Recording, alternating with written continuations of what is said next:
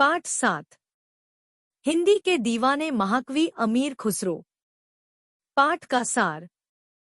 हिंदी भाषा आज जिस रूप में है, यह उन कवियों, लेखकों की अथक मेहनत के परिणामस्वरूप है जिन्होंने अपना पूरा जीवन इसकी सेवा में अर्पित कर दिया। ऐसे ही एक कवि हुए हैं अमीर खुसरो। यद्यपि उन्होंने शुरुआत में हिंदी लिखी जब हिंदी भाषा अपने अनगढ़ रूप में थी, किंतु हिंदी के प्रति उनका अगाध प्रेम था जिसका उल्लेख यहाँ किया जा रहा है। खड़ी बोली हिंदी के प्रथम महाकवि अमीर खुसरो ने जिस मुक्त कंठ से हिंद और हिंदवी हिंदी का यशगान किया है, उस पर न केवल हिंदी भाषियों अपितु पूरे हिंदुस्तान को गर्व होना चाहिए। किंतु हिंदी साहित्य इतिहास के वरेण्य आचार्य रामचंद्र शुक्ल जी ने उन्हें अपने इतिहास के फुटकल रचनाएं के खाते में क्या डाला, वे फुटकल से ही साहित्य खाते में डाले जाते रहे।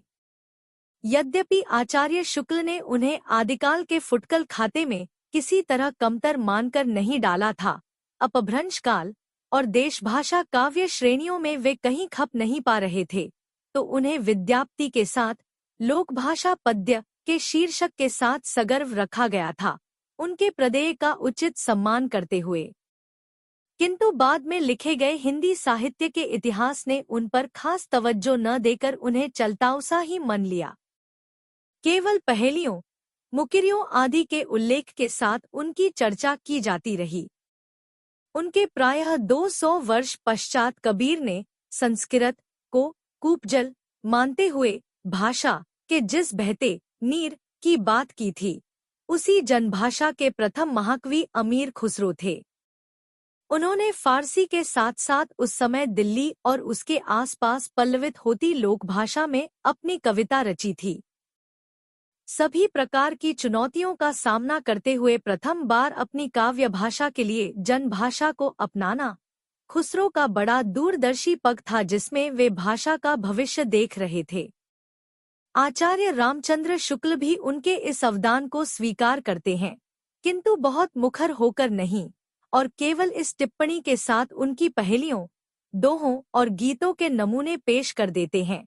अतः यही धारणा होती है खुसरो के समय में बोलचाल की स्वाभाविक भाषा घिसकर बहुत कुछ उसी रूप में आ गई थी जिस रूप में खुसरो में मिलती है। वस्तुतः खुसरो तो हिंदवी के दीवान थे, जिसके गौरव में उन्होंने कई पद फारसी अरबी में भी लिखे हैं।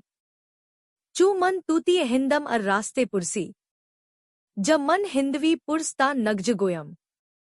उनकी पैतृक भाषा तुर्की थी, उस पर भी हिंदी को प्राथमिकता देते हुए उन्होंने लिखा इस्वात मुफ्त हिंद व हुज्जत की सनेह अस्त बर पारसी व तुर्की अज अल्फाजे खुशगवार। वस्तुतः वे जितना गर्व अपनी फारसी पर करते थे, उतना ही हिंदी हिंदवी पर। अमीर खुसरो ने अपनी गद्य और पद्य रचनाओं में अपनी मातृभाषा को हिंदवी कहा है।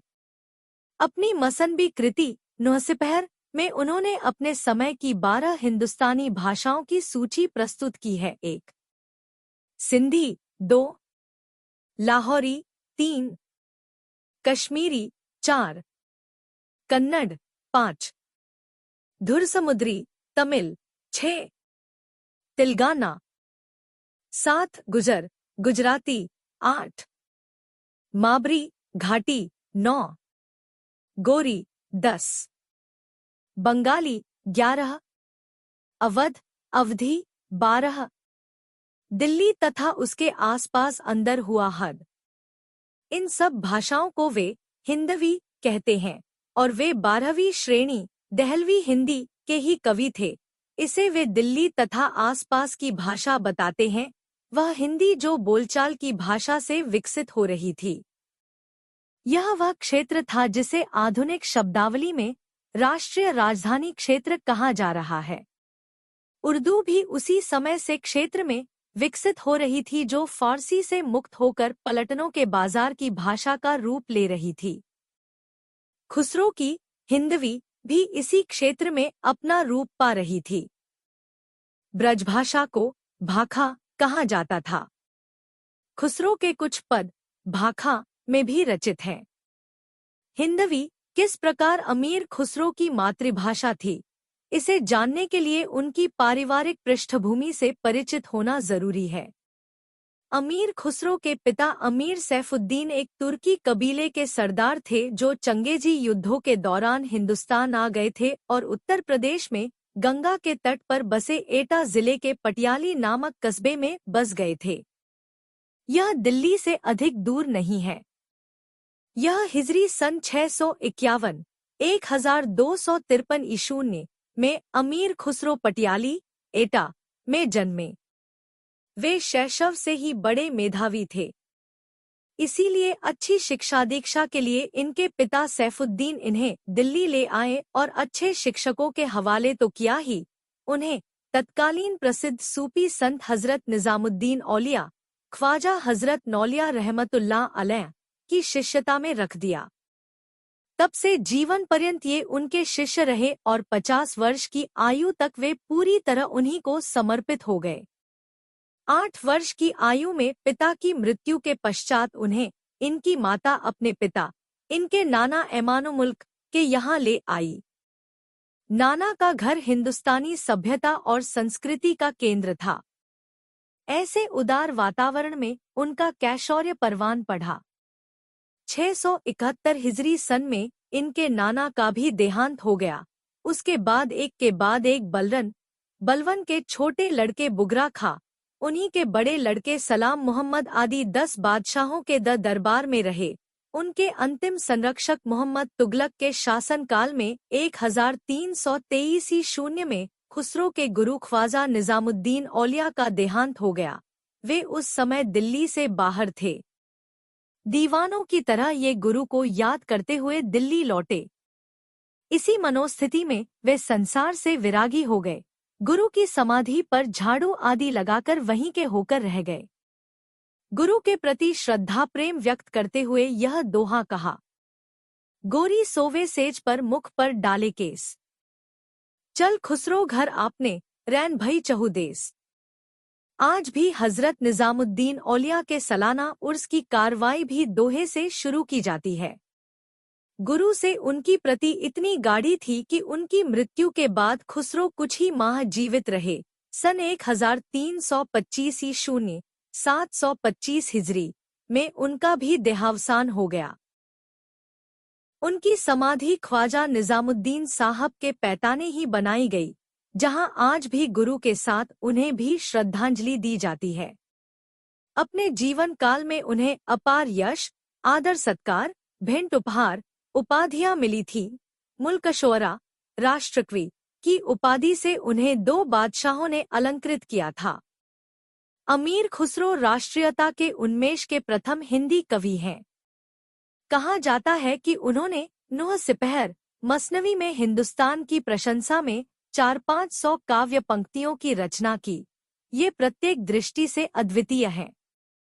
उन्होंने अपनी अंतरात्मा से इस प्यारे हिंदुस्तान की भूमि, यहाँ के पेड़ पौधों, फूल पत्ती, पक्षी, रीति रिवाज, यहाँ के ज्ञान, ज्ञानी पंडितों आदि की प्रशंसा अपनी कविता में की है। हिंदुस्तान को वे रोम, इराक तथा खुरासान से भी उत्तम समझते हैं। तरजीह मुल्के हिंद व अवल आज हवाएं खुश, बर रूम व कर इराक व खुरासाने बर्फबार। अमीर खुसरो ने अपनी मसनवी नूह सिपहर में हिंदुस्तान की प्रतिष्ठा के लिए 10 तर्क प्रस्तुत किए हैं। 1. हिंदुस्तान में विद्या प्रत्येक देश से अधिक है। 2. हिंदुस्तानी संसार की सभी भाषाएं शुद्ध बोल सकता है, पर विदेशी भारतीय भाषा शुद्ध नहीं बोल सकते। 3. प्रत्येक देश के लोग यहाँ शिक्षा के लिए आते हैं, किंतु कोई ब्राह्मण हिंदुस्तानी शिक्षा के लिए बाहर नहीं जाता। 4. गणित में शून्य की खोज भारत ने की है। 5. दमना फलैला प्राचीन हिंदुस्तान की ऐसी रचना है जिसके अनुवाद अरबी, फारसी तथा तुर्की में हुए हैं। 6. शतरंज यहीं की देन है। 7. गणित, दमना तथा शतरंज ये तीनों हिंदुस्तान के घर घर के दीप हैं। 8. गीत संगीत हिंदुस्तान जैसा पूरी दुनिया में नहीं है। प्रसंगवशात बता दें कि अमीर खुसरो उच्चकोटि के संगीतज्ञ भी थे। 9. यहाँ की संगीत कला हिरण जैसे पशुओं को भी मोहित करती है। 10. हिंदुस्तान का अमीर खुसरो जैसा कवि संपूर्ण दुनिया में नहीं है। इसे विद्याप्ति की गर्वोक्ति के साथ रखकर देखिए, दोनों कवि खूम ठोंक कर अपनी श्रेष्ठता का लोहा मनवाते हैं।